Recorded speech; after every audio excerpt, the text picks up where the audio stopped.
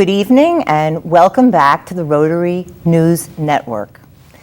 It's good to have you all with us again. Thank you, viewers, for tuning in. And tonight, my special guest is Numa Saisselin, who is the Executive Director of the Florida Theater here in Jacksonville, Florida. Numa, welcome. It's a great pleasure to be here. Numa comes from a troubled theater in a very beautiful town in New Jersey called Red Bank. And it is a town that reminds me a lot of Avondale or San Marco, but considerably larger. Numa, would you take the viewers through the process that you undertook to change the fortunes of Red Bank, New Jersey before coming here? So I've been here in Jacksonville for about 2.5 years at this point. One of the reasons I got hired is, for whatever reason, the through line of my career for my last 3 jobs has been taking a nonprofit arts organization that was in a change moment of some sort or another and turning the organization around and putting it on the right trajectory. So at the Count Basie Theater, which is in Red Bank. It's Red Bank, New Jersey. Mm-hmm. It's a 1,500-seat, 1926 historic theater. I worked there from 2002 to 2012. They were in a spot where the annual budget was about $1.5 million with an annual deficit and mostly rental programs coming into the theater and a very small number of donors.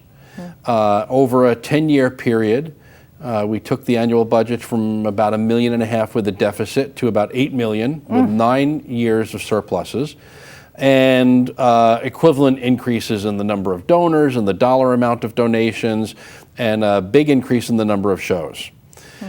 So one of the reasons I got hired here was that that experience is directly applicable to where the Florida Theater is at the moment. I started at the Florida Theater in September of 2012. I replaced the founding director, who was on his way to retirement. How long had he been the director? 23 and a half to 24 years. A long time. Long time. Over the last 7 to 10 years, all of the major indicators for the theater had been slipping in the wrong direction. Gradually, a little bit by year. So the board was interested in turning that around and returning the annual business to a state of regular profitability, increasing the number of donors, increasing attendance, increasing the number of shows, etc. That's a big charge. That's a big charge. But it's not brain surgery. Right. So a successful theater, a successful arts organization does have a huge impact on downtown, both in the respect that downtown gets a good reputation if people are coming down there to see shows all the time, and also because our activity generates an economic impact on other businesses downtown. How so? In the grossest of terms, someone buys a ticket for our theater. They're most likely going to go out to dinner beforehand or go out to drinks afterwards. They're going to pay for parking. If there's a family involved, they're going to pay babysitters. Okay. All of those extra dollars support other jobs. So the ticket money they spend at the theater supports the jobs of the people who work at the theater. The money they spend in restaurants and on parking and then on a dessert or a bar afterwards supports waitresses and bartenders. So last year, the economic impact of the Florida Theater's activity was $9.9 million on the local economy, and it supported the full-time equivalent of 304 jobs. That's staggering. That is absolutely staggering. And when people talk about the arts being a frill, that's one of the arguments that I use. That it was economic development long before that term became trendy. And it's one of the things we're proudest about, that we actually support the livelihood of 300 or more people. How many staff do you have at the theater? So we have 16 full-time staff members right now, and we employ, in a round number, about another 250 people every year. Bartenders, stagehands, security guards, part-time box office workers, and many of those people, although they're part-time as needed, many of those people work for us week in, week out, and it's an important source of secondary income for them. The theater is important for downtown for a lot of reasons, not the least of which is that it's part of what identifies downtown. If you think about downtown Jacksonville, you think of the Florida Theater, you think of the Times Union Center, you think of the Jaguars and the Suns and the Sharks, and all of us collectively help make downtown an economically viable place and an exciting place to go. Why theaters particularly? Why do theaters have a palpable effect on revitalizing downtowns? What is it about a theater per se that is so significant, especially historic theaters? And would it occur if it was not an organic theater, if it was just built today, brand new? Would it have the same effect on collaborating a diverse population? Boy, those are really good questions. Why theater? I think you can go back hundreds and hundreds of years, but especially over, say, the last 100 years, over and over again, you've seen technology evolve, and people say a version of, theater's going to be dead. So movies come along and it's going to kill live theater, and then television comes along and that's going to kill the live theater and the movie theaters, and then the internet comes along, et cetera, et cetera, et cetera. But exactly the opposite has happened, that live performance still thrives. And I think one of the reasons live performance still thrives is because nothing can replace this personal, person-to-person interaction. I had a choir professor in college who said something that stuck with me all these years, and it was that hearing a live performance is like getting kissed over the telephone. You can listen on a record, but it's not the same as in person. Getting kissed in person is not the same as getting kissed over the phone. Just a live performance, it's personal, it's immediate, it's ephemeral, it's something that happens once and then it's gone, and you need to be there to experience it, and it's so much better if you experience it in a communal setting with other people. It's just, it's a communal, tribal thing. We like to go out, we like to be in the company of other people, and we like to hear performances that somehow reflect a little bit of ourselves and our daily life back at us. And I don't think anything will ever replace that, and I don't think anything will ever kill that. And it's one reason why a place like the Florida Theater continues to exist, because it's just unique and nothing can ever be like it. We just had the Super Bowl. Why would anybody want to pay the kind of money that you pay to go to the Super Bowl? And the answer is because it's not the same as watching it on television. The live performance is exactly the same way. Very interesting. We're lucky to have the Florida Theater. There were 13 other theaters in the North Bank of the downtown core in the early part of the 1900s. No kidding. And on Forsyth Street, in the 4-block stretch from Noonan to Hogan Street, there were 8 theaters. So in a 4-block stretch of Forsyth Street, from the Florida Theater headed, I guess it's west, there were 8 other theaters, and they're all gone, and the Florida Theater is the only one that's left. Imagine what that neighborhood would be like if those 8 theaters still existed.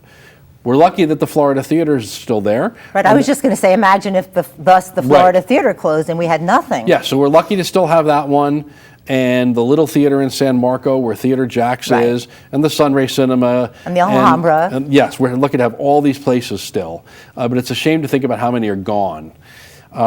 You raise a really interesting question about what happens when you build new.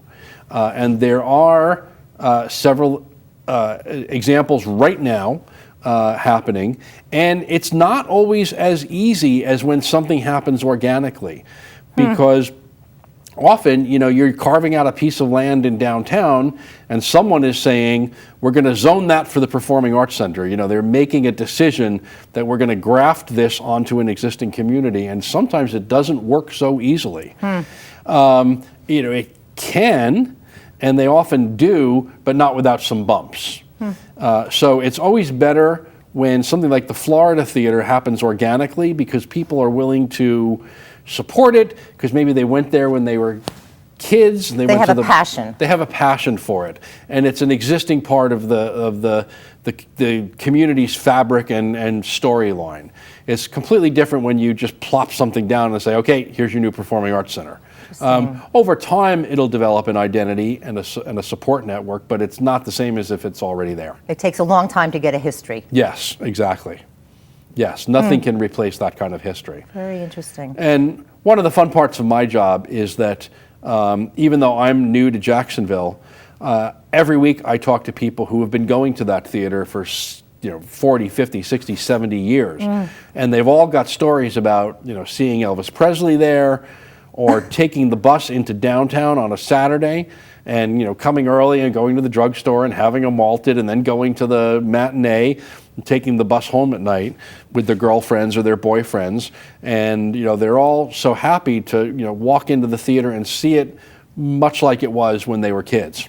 Now the theater did and does still show movies as well, correct? We still do show movies from time to time during the summer, and especially in the summertime, we have a summer movie classic series. Did you have one for children also? Many of the movies during summer classics are directed right at family audiences. Sunday afternoons at 3 o'clock. We've been very happy to have Regions Bank as our sponsor for the last couple of years. Nice. We tend to pick movies that have are having some sort of a special year, a 10th anniversary or a 25th anniversary or a 50th anniversary. It scares me how many of the movies I watched as a child are now having their 25th anniversary or worse. The Florida theaters, I'd say it's one of the things that makes Jacksonville, Jacksonville. It's one of the things that makes it attractive to live here, attractive for businesses to be downtown, and we're pleased to be part of an effort, I think, that's ongoing to make downtown a revitalized place. Well, you absolutely are very much a part of that collection of yearning voices to see our city manifest a stage where it's really alive and kicking and blinking and buzzing, and I think we're all looking for that, but your particular organization is very instrumental because it is still able to generate so much activity and interest. Well, so last year we had our best attendance in 7 years. Good, I was just going to ask you how this has changed. Best attendance in 7 years. There's a concert industry magazine called Polestar, and they publish a year-end special edition, and on their theater list, we were number 82 in the country.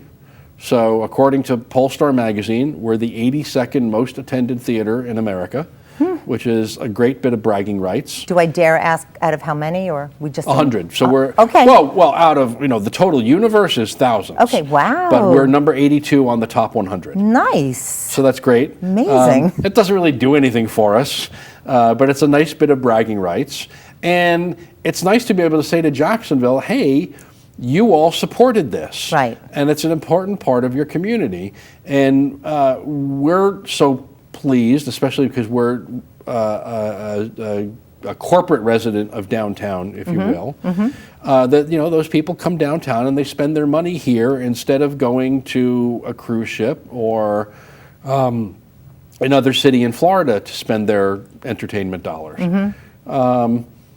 52% of our attendees are from Duval County, and 48% are from outside Duval County. No kidding. So people are coming to downtown from places like Nassau, Fernandina, St. John's, or other Palatka. states. Really? Yeah.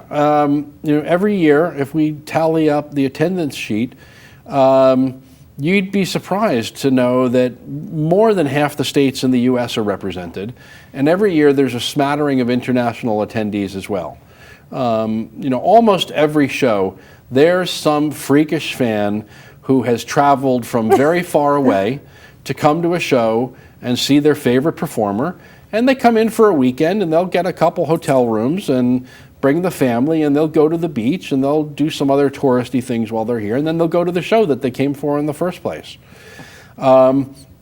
This is our little contribution to downtown revitalization, and I really think that downtown as a whole is one or two more things like this away from really turning around in a big way.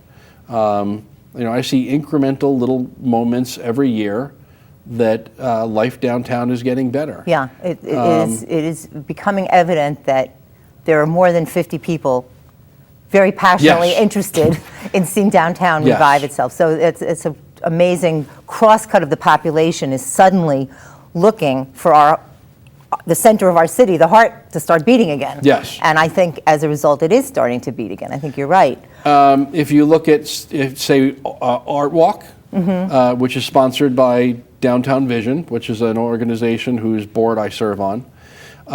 If you look at Art Walk on a good night, thousands, meeting, right? Not one of those hot, humid, disgusting nights. Right. There's nobody wants to be outside, but on a good night, thousands and thousands of people are walking the street, on the first Wednesday of the month.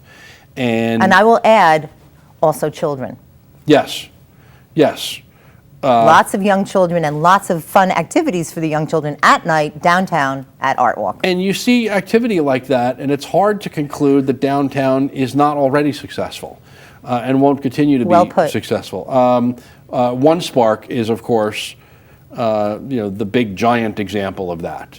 That for a week the streets are mobbed, and it's hard to see that and not conclude that there's not great things ahead for Jacksonville. I think you're right. I'm curious to know, in your opinion, what you think is the most significant thing that you have changed that has made the difference in attendance increases. And I have my own guess, but I'm curious to hear what you say. We work overtime on marketing. People think I lead a very glamorous life because I run a performing arts organization, and that my day-to-day existence amounts to showing up at 7 o'clock and sipping a glass of champagne with the star and then introducing them on stage and going home. Nice. And it would be great if that were the truth. My day-to-day existence is like any other business person's. It's marketing, it's finance, it's budgeting, it's politics. But above all, I think the thing that me and the staff of the theater work on the most is marketing in one shape or form. We spend a lot of time on it. We spend a lot of time talking about what's working and what's not working. And we spend a good chunk of money on it. It's a cliche, but it's a cliche because it's true. You have to spend money to make money. Yeah.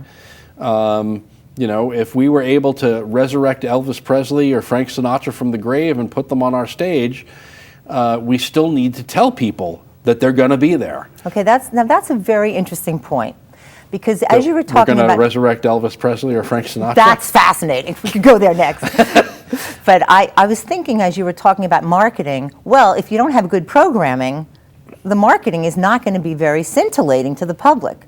And what I have noticed in the last 6 years that I've lived in Jacksonville is a very big change in the stature of talent that you're bringing in. And from what I gather, you have made some very significant staff changes. And I think that a team that works well together is a team that will be successful. And so, as an example, I remember roughly 6 years ago, there was somebody who came to the Florida Theater who was touted as sounding exactly like James Taylor. But then 3 years ago, we got James Taylor. So that is a very basic example of how I've seen the theater in your tenure start to take on real superstars. Diana Ross is coming, right? And yes, Jane Diana Lynch, Ross is coming. Harry Connick is coming. Coming to town, but not to our theater. Okay. So I think you see a couple things happening. One, in terms of my own theater, that we're spending more money on artists and more money on marketing so that people know about them, and we're trying to be more consistent in that effort and to offer people reasons to return. So if someone comes to the Florida Theater to see, let's say, The Temptations and the Four Tops, A few months later, we're going to offer them Three Dog Night or something from the same time period or of a similar genre, so there's a reason to come back. You know, a lot of my business, which is putting shows on the stage, is about consistency and forming a habit so that people come to the theater and come back often and bring friends and continue to do so. Another thing that's happening is I think Jacksonville in general is becoming a more well-developed market, and that people are getting more in the habit of going out. I think the economy is improving a little bit. There's no denying that a little more disposable income helps that effort. Right. I work for the Florida Theater, but we're really blessed that there are several other, really incredible arts organizations in town. We have a terrific symphony orchestra that has a brand new music director, Courtney Lewis. They were already a fine symphony orchestra before Courtney, and his star is rising in the symphony world. So I think we're all looking forward to him getting here full time. When will that be? This is his interim year, so he's conducting 2 concerts for the symphony this year, and the 2015-16 year is his first full-time year in Jacksonville. That will begin in the fall. That begins in the fall. Very nice. So we're lucky to have an already great symphony that I think is going to take a big leap forward with a new music director. We've got 3 great museums: the Museum of Contemporary Art, the Cummer Museum, Museum of Science and History. We've got a great zoo. Zoo and Gardens. Zoo and Gardens. Well named because the gardens are so exquisite, and I have noticed, maybe you can comment on this, all of the extraordinary massive size sculpture throughout the gorgeous gardens of the zoo. Where are all these sculptures coming from? Well, not only at the zoo, but also downtown with the Public Art Program, which is a partnership of the city government itself and the Cultural Council of Greater Jacksonville. Fabulous. And we've got a bunch of great theater companies, Theater Jacks and Players by the Sea, and the Alhambra, which you mentioned before. So, and on top of all of that, a couple national concert promoters who have been bringing great shows here that unfortunately are too big to have at the Florida Theater, but go to the arena. So you mentioned James Taylor before. So over the years, James Taylor has been at the Florida Theater. He's been at Met Park with the symphony, and most recently, last winter, he was in the arena for a concert promoter. And all of these things together kind of add up to the fabric of a vibrant cultural experience if you're a resident of Jacksonville. Along the rising tide, save all boats. Yes, a rising tide floats all boats. Floats all boats. And it's all of these organizations working together somehow. It's great that in a time where city government has had a bunch of great challenges to face, that they have nonetheless seen the value of continuing to support the cultural community through a cultural grant process. I think we'd all like to see some more funding, but I think we're all very thankful that there's continued funding at a level that's meaningful, and that they've continued the public art program as well. Fabulous. Which helps to make the town look a little better. Yeah, a lot better. A lot better. Now, you must have a very challenging moment when you try to pick content for your theater, because Jacksonville is the youngest city in Florida. Did you know that? I did not know that, and you would think it's something that I should know. Well, what's interesting about that is that we do have so many fledgling artists who are very talented in Jacksonville, and a lot of them are more our age, but many of them are just starting out in their careers. And how do you program for a city that is reputed to be the youngest city in Florida? So you want to tailor to the millennials, but also the people like us who have been living in Jacksonville perhaps for a long time. How do you tailor to them? In my business, the answer is pretty easy. I run a 2,000-seat theater. You need, in general, something between 800 to 1,200 tickets sold, depending on the artist, to break even. So right off the bat, we're looking for performers who can sell 800, 1,000, 1,200 tickets. And the universe of performers who can do that is not as large as you would think. We need people who are not selling more than that, because they'll wind up going to another venue. Interesting. And we need people who are not selling less than that, because then we're losing money. So there's a finite universe of artists that we're looking at. Once you narrow it down that way, it becomes, what's Jacksonville going to react well to? One thing I've learned over the years is there's no universals. So a performer that might sell out a 2,000 theater in Jacksonville may not sell out a 2,000 seat theater in Orlando or Tampa or Miami, and vice versa. So the trick is figuring out what's going to do well for us here in Jacksonville. We are a nonprofit arts organization. We do get a very small amount of government funding. It's less than 7% of our total budget a year. So it's not subsidizing us, if you will, but it's meaningful, and it enables us to do a few things every year that we wouldn't ordinarily take a risk on. So a couple times a year, we'll pick a performer who is more cultural in nature, that we think speaks to this community in some shape or form, and say, you know what, we're not really sure how ticket sales are going to go on this one, but we're going to do it anyway, because we think that that's important for Jacksonville to see. So that's where my job is a little more fun and more self-fulfilling than, say, working for a concert promoter, which is all about selling tickets and making money. Right. Working for a nonprofit arts organization is a little more interesting, because once in a while, once or twice or 3 times a year, I get to pick something and say, listen, we're not sure, but we're doing it anyway because it's important. Well, if somebody sold or could sell 15,000 seats, couldn't you run it for 7 nights? Couldn't you run it for 4 nights? Wouldn't that be an antidote to that performer going to another venue? Yes, except if you're the performer. Because if you can sell 15,000 tickets a night, you don't want to waste 7 nights in a single city. You want to go from city to city to city and sell 15,000 tickets every night. Very interesting.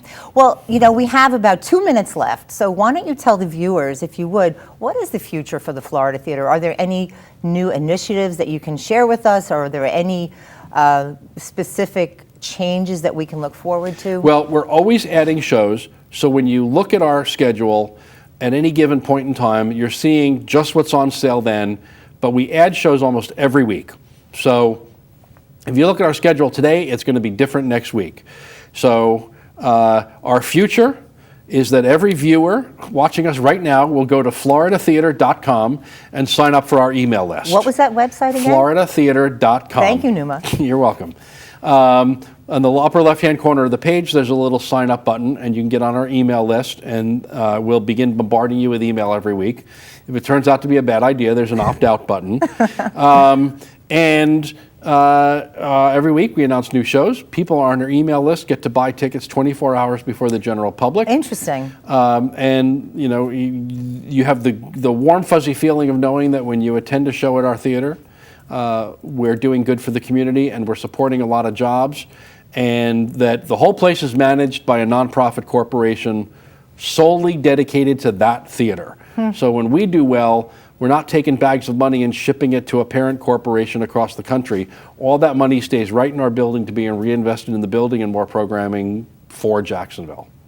Well, I will tell you that you used to have a staff person who said it's the most beautiful building in the state, and I wouldn't be surprised if it is. It is exquisite, and for anybody who has not been there, I liken it to the Ziegfeld in New York. It's just extraordinarily beautiful, and it's a wonderful place to sit and enjoy any kind of program.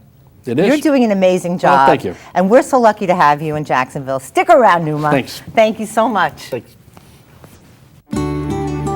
You're watching Public Access on Xfinity 99, exclusive programming for Jacksonville Xfinity subscribers.